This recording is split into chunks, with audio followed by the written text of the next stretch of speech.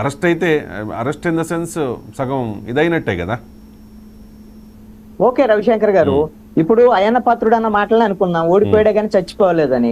చచ్చిపోలేదు అంటే అదే కదా జగన్మోహన్ రెడ్డి అంటే, ఏం చంపాలనుకుంటున్నారు నన్ను అనేటువంటి దాని మీద మాట్లాడారు. ఆ విధంగా నన్ను చంపాలని చూస్తుంది అధికార పక్షం అనేటువంటి దాని మీద దాని సింపతి తెచ్చుకునే ప్రయత్నం చేశారు. రెండవది, జగన్మోహన్ రెడ్డి అరెస్ట్ అయితే జరిగిద్ది, ఏదో జరిగిద్ది అది అయినటువంటి దాని మీద అందరికీ, ఒకవేళ వైఎస్ఆర్ కాంగ్రెస్ పార్టీ వాళ్ళు ఏమనుకున్నారో నాకు తెలియదు కానీ నా అబ్జర్వేషన్ లో అయితే జగన్మోహన్ రెడ్డికి అరెస్ట్ కొత్త కాదు. జగన్మోహన్ రెడ్డి అధికార పార్టీలతో పోరాటం జగన్మోహన్ రెడ్డి కొత్త కాదు.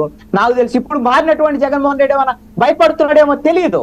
ఇప్పుడు భయపడే అవకాశాలు కూడా కనపడుతున్నాయి జగన్మోహన్ రెడ్డి దగ్గర. నేను కాదనట్ల, కానీ కేంద్రంలో కాంగ్రెస్ పార్టీ అధికారంలో ఉన్నప్పుడు కాంగ్రెస్ పార్టీ తన మీద అక్రమ కేసులు పెట్టిందని కాంగ్రెస్ మీద పోరాటం చేసి కాంగ్రెస్ పార్టీ నుంచి బయటకు వచ్చి వాళ్ళని తీసుకొని ఉప ఎన్నికలు పెట్టుకుని మళ్ళీ గెలిపించుకొని 2014 ఎన్నికలకి వెళ్ళి అంతకు ముందు 16 నెలలు జైల్లో ఉన్న తర్వాత సొంత పార్టీ ద్వారాగా ఒక ప్రయత్నం చేసి 2014లో ఓడిపోయాడు. అని మళ్ళీ 5 సంవత్సరాల పార్టీని. కానీ గతానికి ఇప్పటికి చాలా డిఫరెన్స్ ఉందండి. అప్పుడు ఒక్కసారి కూడా అప్పటి వరకు అధికారంలోకి రాలా. కానీ జగన్మోహన్ రెడ్డి అధికారం ఎలా ఉంటుందనేది ఇప్పుడు ప్రజలు చూశారు. ఎక్స్పెక్టేషన్స్ ఒక రకంగా ఉన్నాయి, వైఎస్లా ఉంటుంది పాలన అని అనుకుంటే ఇంకో రకంగా ఉంది అనేది ఈ తీర్పును బట్టి చూస్తే మనకు అర్థమవుతుంది. అండ్ ఇంకొక పాయింట్, గతంలో జగన్మోహన్ రెడ్డి అరెస్ట్ అయినప్పుడు తల్లి చెల్లి పక్కనే కూడా ఉన్నారు, మద్దతు ఇచ్చారు. జగనన్న వదిలిన బాణాన్ని అంటూ షర్మిల ఓదార్పు యాత్రనే కొనసాగించారు. ఇప్పుడు ఆ పరిస్థితి లేదు కదా. ఉన్నదల్లా వైఎస్ భారతి గారు మరి పార్టీ పగ్గాలు చేపట్టడానికి సిద్ధమవుతారా ఒకవేళ జగన్ అరెస్ట్ అయితే? ఇప్పుడు రవిశంకర్ గారు, మీరు జగన్మోహన్ రెడ్డి బలహీనతల గురించి చెప్పారు. ఓకే, నేను అంగీకరిస్తాను. జగన్మోహన్ రెడ్డి బలాల గురించి చెప్తాను. ఇప్పుడు వచ్చిన బలం, అదనంగా వచ్చిన బలం గురించి చెప్తాను.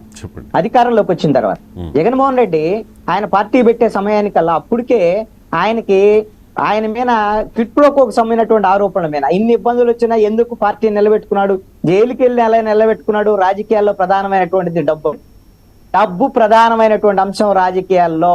ఆ డబ్బులు 2012 ఆయన పార్టీ పెట్టే నాటికి 2014 ఆయన 14 ముందు జైలుకి వెళ్ళే నాటికి ఇప్పుడు అంతకన్నా ఇంకా రెట్టింపో డబ్బులు సంపాదించుంటాడు. ఎట్ట సంపాదించాడు ఏదో వేరే అంశం, ఇదంతా కూడా ప్రజలకు తెలిసినటువంటి అంశం. ఈ రోజు నా బలము డబ్బు. అదే విధంగా రెండవది, ఆయన బలహీనత ఏంది, కుటుంబ సభ్యులు లేరు అనేటువంటి దాని. ఎవరు లేరు కుటుంబ సభ్యులు?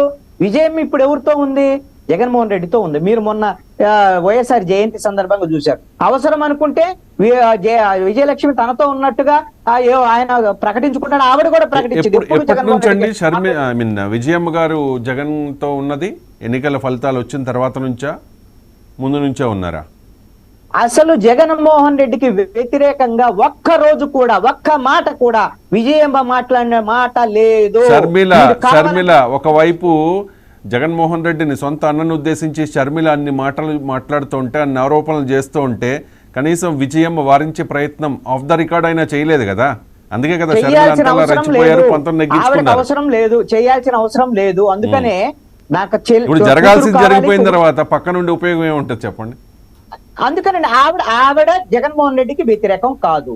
అలాగని జగన్మోహన్ రెడ్డికి అనుకూలంగా ప్రయత్నం చేయాల్సిన బాధ్యత జగన్మోహన్ రెడ్డిది. ఆమె వైఎస్ఆర్ కాంగ్రెస్ పార్టీ గౌరవ అధ్యక్షురాలుగా ఉంటే తొలగించి పంపించేసినటువంటి పరిస్థితి ఉంది కాబట్టి ఆవిడ న్యూట్రల్ గా ఉన్నారు.